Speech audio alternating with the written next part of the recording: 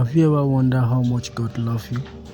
This is a very big question because when you understand the love of God for your life, you will know how to seek the face of God and how to trust Him. And because many of us don't understand how much God loves us, we are asking ourselves questions that we are not supposed to ask ourselves. We are losing faith in God. When you don't understand these things, it can affect your faith. So let's quickly step into this video as we hear from the man of God. It's important for you to know it, because a lot of things will depend on your understanding of God's love. For instance, your faith may never be strong until you are sure of the love God has for you. The Bible speaking in Romans 8:32, it said, if He did not withhold His only begotten Son, but gave Him freely for us, it said, how shall He not with Him also freely give us all things? So when you find faith giants who talk, make declarations, and things happen, one of the foundations and the pillars of that faith is an acute understanding of God's love. Because every other thing you demand is part of the also. The main thing God has to give you is His Son. And the Bible said because of His love, He gave Him freely for you.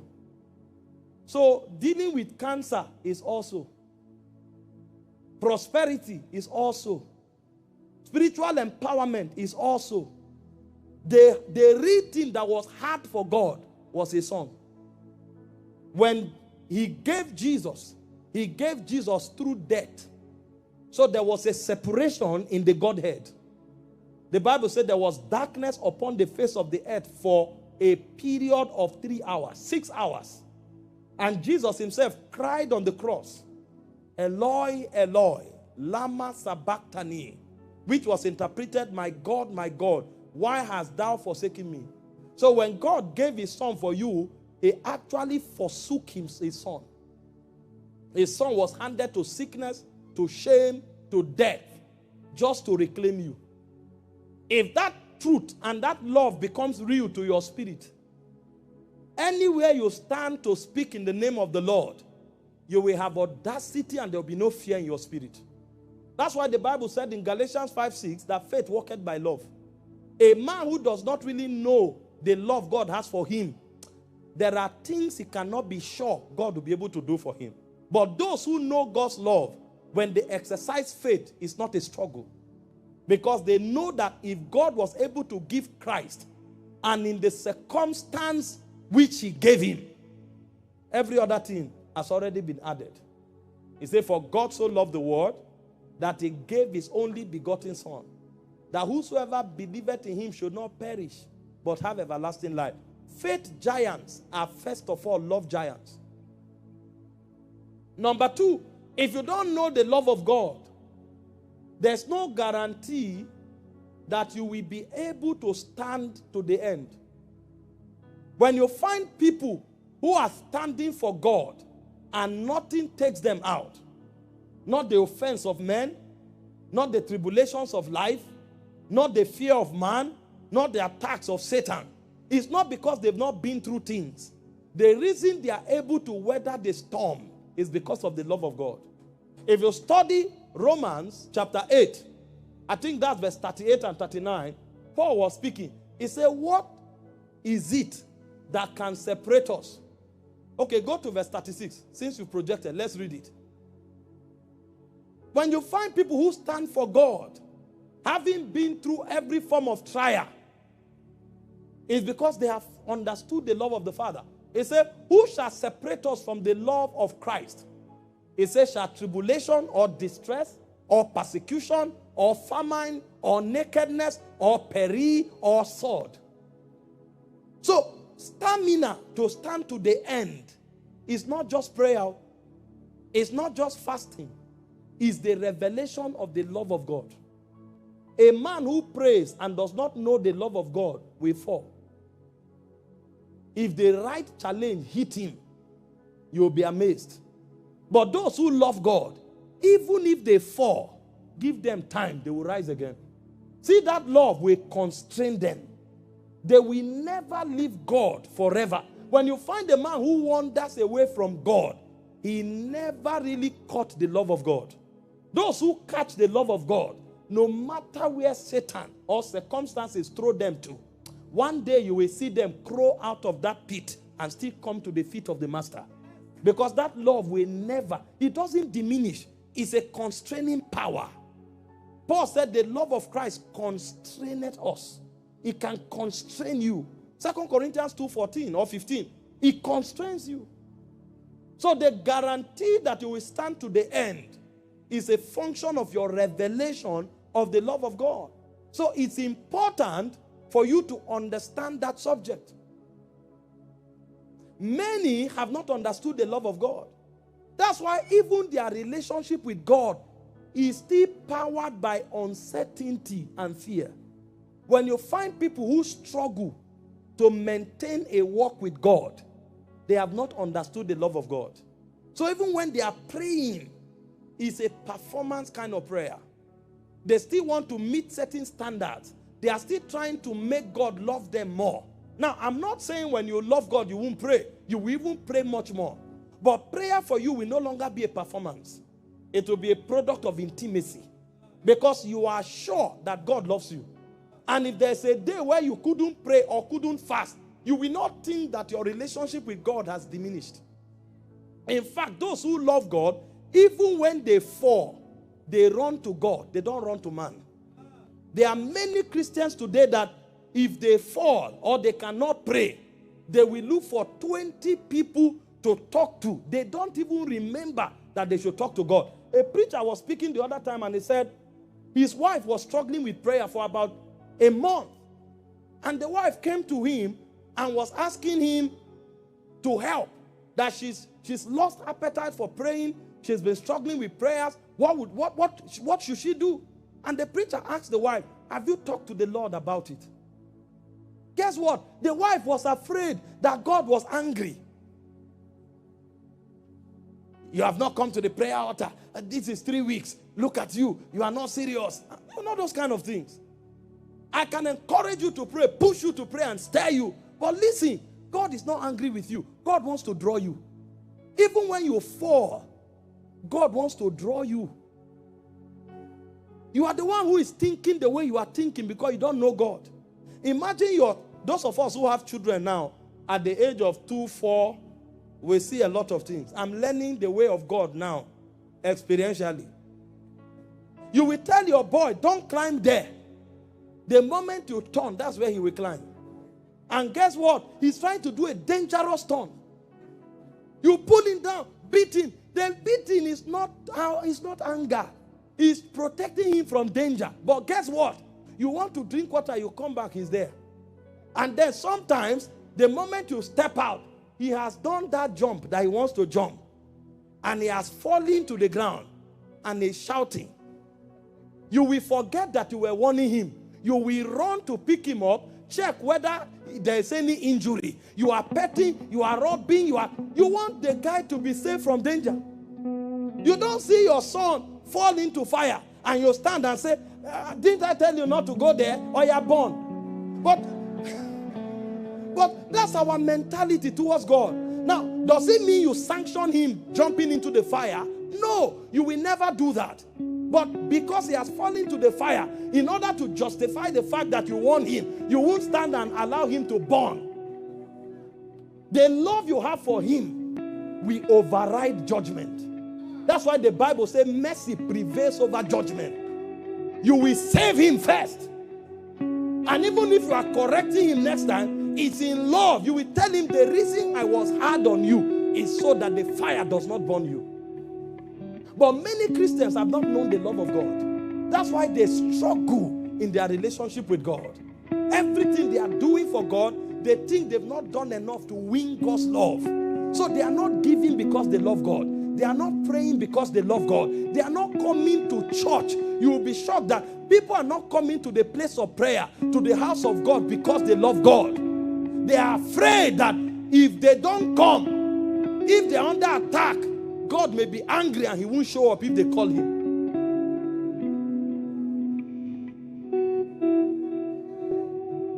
So when people don't know the love of God, the danger is that they will not be strong in faith. Anything can throw them down. They can fall.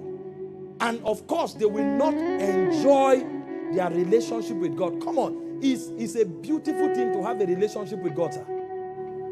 When I pray, I enjoy it. I have visions. I have encounters.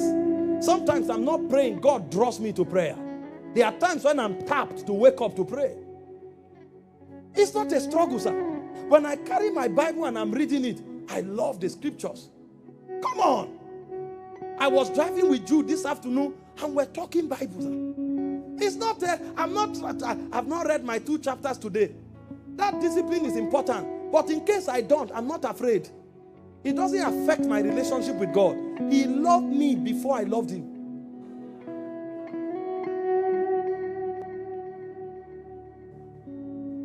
We were just talking Bible.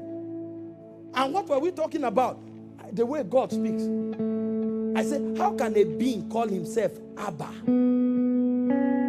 I'm the beginning of all things. I'm the source of all things. And we're talking. How does God even sit down and want people to praise him? And Jude was like, the way God loves eulogies, that he loves to be eulogized.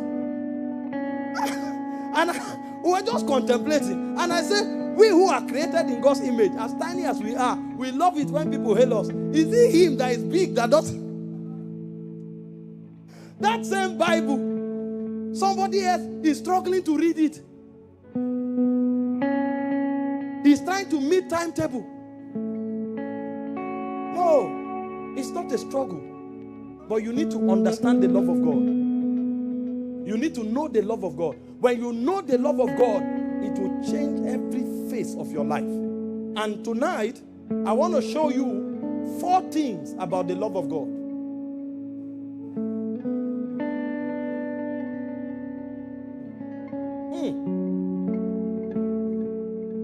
The first thing I want to talk to us about is what love means to God.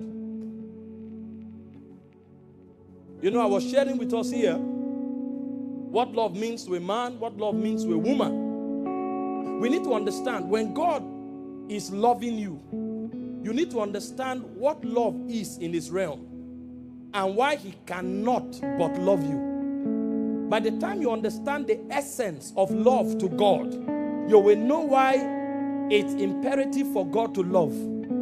It's not just loving you because you are his creature.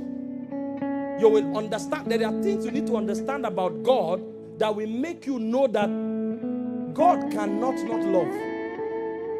That's where your confidence about the love of God begins from. You know, if you are dealing with the devil, if the devil is happy with you, you have the right to be afraid. You know why? Because you don't need to do anything wrong. The devil can come back another minute and kill you. If the devil is praising you, you need to be afraid. If the devil gives you a gift, you need to be afraid. In fact, if you met Satan today and is acting 100% like God, you need to be afraid. Because beyond the action, you need to understand the being. Because that action may not mean anything to him. Imagine if a bandit comes and gives you food. That food is not kindness. Because the action is justified by the essence of the being. If a bandit is giving you food, or a kidnapper, he's nurturing you to collect his ransom. He wants your people to be sure you are alive. His ransom he's looking for. And if he gets that ransom, you can't even tell what he will do. So before we study how God loves, let's understand what love is to God. What love means to the being called God and what it represents in his realm. And there are basically 4 things that love represents in God's realm. Number 1, love is God's nature. The same way evil and wickedness is the nature of Satan. Now, because love is God's nature, even when God is quarreling you, is love. Even when God is disciplining you, is love. Because if you check at the end, it's for your own good. God doesn't quarrel you just because he's angry. He doesn't discipline you just to satisfy rage. When God is dealing with you, even that dealing is love. Because his being, his essence, his nature is love.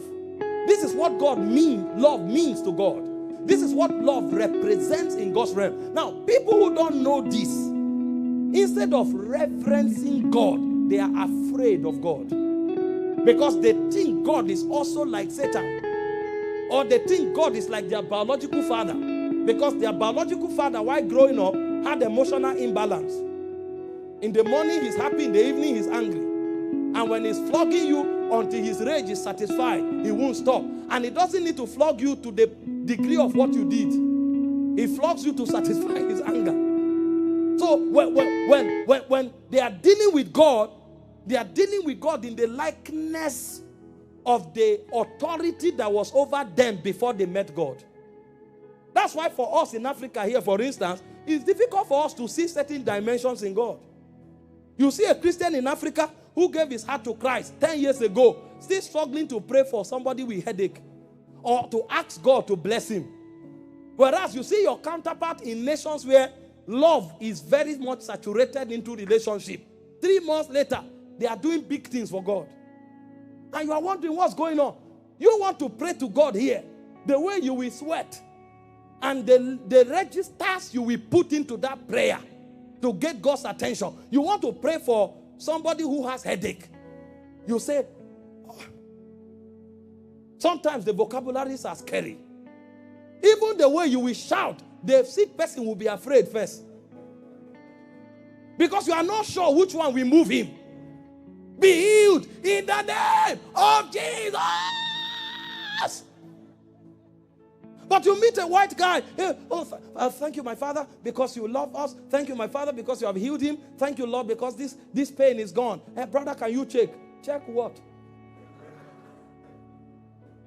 So you see, because before you got your father to pay your school fees, you had to be a good boy for 1 month. You washed the car in the morning, you greeted and bent down. So now you have come to God. Now, I'm not saying those moral values are wrong. Don't get me wrong. I'm just saying, because of the orientation we had in dealing with either our parents, our bosses at work, or our wicked leaders, you don't know that everything is affecting your faith. You have governors, senators, leaders who eat your money in your constituency unapologetically. During the next election, they bring 2,000 and share and tell you to vote. If you don't vote, we'll still snatch the ballot boxes. And they don't care. You see your money. They are driving your money as Lamborghini. So now you come to God, you are thinking God is like that. You need to understand his nature. The reason he loves is because of his nature. The Bible told us clearly, 1 John 4 verse 8. It said God is love. So God does not just love.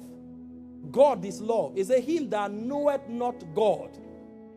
He that loveth not, rather, knoweth not God. Because God is love. God is love. He reiterated it in verse 16. God is love. It's his nature. So when God is loving, he's just being himself.